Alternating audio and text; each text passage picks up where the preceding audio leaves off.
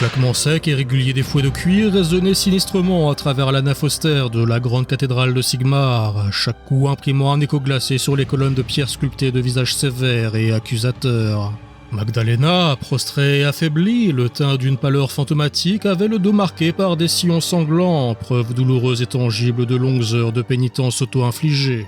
Ces novices, le visage empreint d'une inquiétude qu'elles n'osaient exprimer ouvertement, alternaient leurs coups avec une précision méthodique et douloureuse, chaque frappe exacerbant leur malaise plus que celui de leur supérieur. Et lorsque Magdalena mit enfin fin à cette litanie sacrificielle, un silence pesant enveloppa le groupe, chacune retenant son souffle devant l'incertitude palpable du moment. La voix hésitante d'une novice rompit alors ce silence avec une crainte mêlée de respect. « Ma sœur, le rituel est-il terminé ?» Magdalena, les yeux fermés dans une expression de concentration intense, sembla chercher profondément en elle une réponse à une présence invisible mais oppressante. Son corps mutilé demeura immobile pendant un instant de malaise supplémentaire, puis elle parla. « Quelque chose perturbe mes prières, je sens l'influence croissante du grand ennemi. » L'anxiété grandissante des novices était palpable, leur regard échangé témoignant de la gravité des paroles de la chanoinesse. Magdalena ouvrit lentement les yeux, leur éclat contrastant avec l'état lamentable de son corps. Une sœur supérieure demanda alors. « Que devons-nous faire? L'orbe du démon est-il menacé ?»« Je l'ignore, mais nous ne saurions tolérer la moindre interférence dans notre communion avec Sigmar. Organisez une expédition. Je veux que vous trouviez la cause de cette mécréance crasse et que vous la réduisiez au silence. » La sœur hésita, observant avec inquiétude les blessures terribles infligées volontairement à sa supérieure, et elle finit par oser timidement. Et vous, ma sœur ? La chanoinesse, ignorant complètement ou ne percevant tout simplement pas l'inquiétude manifeste de sa subordonnée, répondit avec une résolution froide et implacable. Je vais continuer mes prières et le don sacrificiel de ma douleur envers Sigmar.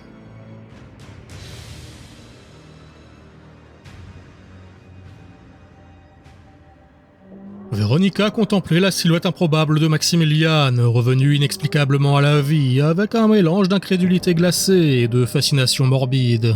L'impossible venait de se produire, mais l'homme était visiblement plus préoccupé par l'état de ses vêtements que par la gravité de son retour.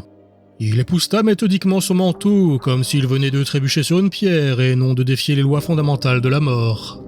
Morbac, figé dans une prudence teintée de crainte, s'approcha lentement, armé de son bâton, dont il tapota le bout contre l'épaule du revenant. Son geste était timide et calculé, trahissant à la fois sa surprise et son incompréhension, comme s'il voulait s'assurer de la réalité tangible de ce qu'il voyait. Ce n'est pas de la non-vie, ô maîtresse, il est juste vivant, c'est à n'y rien comprendre. » Maximilian parut soudainement s'apercevoir de l'étrangeté qu'il inspirait, tournant vers la liche un regard vaguement surpris. « Oh, exact, tout cela doit vous paraître bien étrange, n'est-il pas? Je comprends parfaitement. » D'un seul geste de Véronica, les mains spectrales qui retenaient Baragor disparurent, libérant le prisonnier nain dans un silence stupéfait. L'ire de la vampire explosa brusquement et son poing se resserra dans une prise invisible, saisissant Maximilian par la gorge et le suspendant dans les airs dans l'objectif clair de le faire taire. Il y eut alors un craquement sec de nuque brisée, puis le corps inerte du savant heurta le sol dans un son mat. Il ne fallut que quelques instants au cadavre pour revenir encore une fois du pays de mort, toujours avec ce décalage dérangeant entre son comportement détaché et la stupéfaction de l'assemblée. Mazette, voilà une magie bien redoutable. Ce côté obscur de votre personne est fascinant. Vous pouvez le faire avec l'autre main aussi ?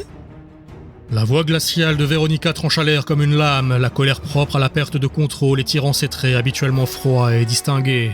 « Qu'est-ce que tu es, monstre ? Parle !» Le terme de monstre dans la bouche de Véronica paraissait pour le moins ironique, voire déplacé.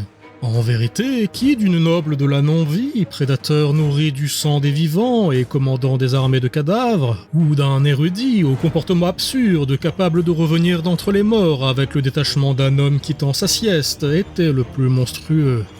Maximilian, d'un geste anodin, bougea la tête comme pour tester sa mobilité, ignorant involontairement la question spieuse de la vampire dans sa démarche exploratrice. Tiens, merci, cette affreuse douleur cervicale que je me traînais a disparu. Vous êtes donc chiropractrice? Oh non, vous êtes évidemment un vampire kinésithérapeute donc. Madame, que devons-nous faire de cette chose? Elle est impossible. Ce n'est pas de la nécromancie, mes pouvoirs seront inutiles contre elle. » Le renfrognement direct de Véronica, mettant en valeur ses carnassières allongées dans une expression de violence contenue, fut suffisamment explicite pour terrifier Morbac. Le pauvre nécromancien perdit toute contenance et sa terreur se traduisit par un cri plaintif à peine dissimulé, avant qu'il ne disparaisse précipitamment derrière le rempart lugubre que formaient ses morts-vivants. Maximilian, quant à lui, demeurait étrangement impassible. Il balaya la scène du regard, son expression demeurant à la frontière entre l'ennui et la distraction, comme s'il ne saisissait pas pleinement la panique autour de lui. Son regard croisa alors celui de Baragor et d'Erhardt, deux visages marqués, l'un par l'incrédulité bourrue d'un nain pragmatique et l'autre par une terreur à peine masquée. Et dans ce silence suspendu, il reprit la parole, comme s'il poursuivait une conversation interrompue par un détail fortuit.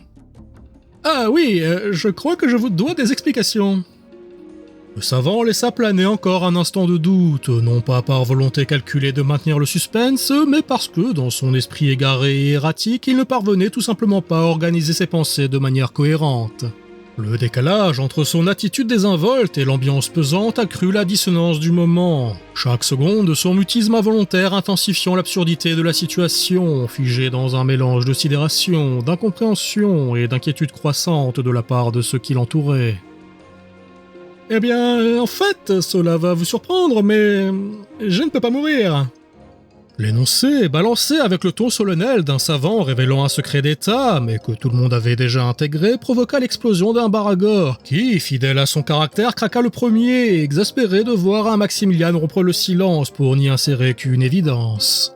« Par les baloches de Rook, d'habitude tu nous casses les oreilles avec tes explications à rallonge, et là tu expliques rien. Un stocundo !» Encore une fois, la vampire, agacée par l'incongruité de la scène, arracha Maximilian du sol d'un geste brusque, l'enserrant dans la poigne invisible de sa magie. Il fut traîné dans les airs comme une marionnette indolente, jusqu'à ce que son visage se retrouve à quelques centimètres à peine de celui de la mort vivante. Véronica l'observa de près, son regard perçant scrutant la moindre trace de tromperie ou de secret enfoui. Un instant, elle s'attela même à le flairer, comme si l'odeur pouvait révéler ce que ses sortilèges ne parvenaient pas à comprendre, et cela ne manqua pas de faire réagir l'intéressé. « Ma chère, voyons, pas en public, j'en suis tout émoustillé. »« Je sens l'odeur de Malpierre autour de toi, mais ce n'est pas cela. Cette odeur de magie noire, ce n'est pas non plus du dard, c'est plus primaire. » Certes, ce n'est pas un sortilège, mais je comprends votre surprise. J'ai moi-même été particulièrement étonné le jour où j'ai constaté cette malédiction. C'était un Königstag, il me semble. Je m'en souviens parce que je suis tombé dans ce puits, et c'était le même jour où l'empereur Mandred a été assassiné. D'ailleurs, ça me fait penser que j'ai passé un long moment dans ce puits, et j'ai oublié de rendre son livre de cuisine à Camilla. Une nouvelle fois, la stupeur s'inscrivit nettement sur les traits de Véronica, mais aussi sur ceux d'Erhardt, dont le visage pâlit d'une révélation trop vaste pour être immédiatement assimilé. Seul Baragor, ignorant des subtilités de l'histoire impériale, demeura impassible, sans saisir toute la portée de ce qu'il venait d'entendre. Véronica desserra sa prise d'un geste rapide, presque réflexe, et recula d'un pas. Sa silhouette, pourtant imposante et sûre d'elle-même, quelques instants plus tôt, trahissait désormais une hésitation mêlée de crainte et d'un dégoût instinctif face à l'anomalie qui se trouvait en face d'elle.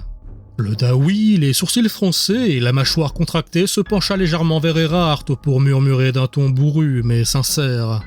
« Il a dit quelque chose de fada, plus que d'habitude, je veux dire. » L'empereur Manfred von Zelt est mort il y a une éternité. Une éternité? Longue comment, l'éternité?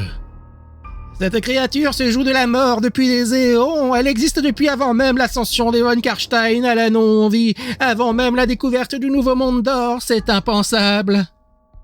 Voyons, avec de telles déclarations, je passe pour un vieillard. Pourtant, je suis plutôt bien conservé pour mon âge. Oh, oui, désolé, c'est justement ce qui vous turlupine. La marquise mort-vivante se retourna lentement vers Erhardt et Baragor, son regard empreint d'une tension feutrée. L'expression sur son visage n'était plus ni colère ni impatience, mais quelque chose de plus subtil, une attente teintée de méfiance, comme si elle espérait que les deux survivants lui livrent une clé susceptible de faire sens dans l'absurdité qu'elle vivait, ou non vivait. Que pouvez-vous me dire à propos de cette chose ? Pas grand-chose, il nous a embauchés pour le protéger et récupérer de la Malpierre, mais je comprends pas pourquoi, vu qu'il a déjà l'air immortel. Eh bien, c'est relativement simple, voyez-vous. En vérité, je suis plutôt intolérant à la douleur, et ma malédiction ne m'immunise malheureusement pas aux affres d'une saturation non désirée de mes terminaisons nerveuses. Sans parler du fait qu'elle possède une quantité non négligeable d'autres inconvénients. C'est d'ailleurs une des raisons qui me pousse à vouloir de la Malpierre, enfin, en plus d'un intérêt purement scientifique.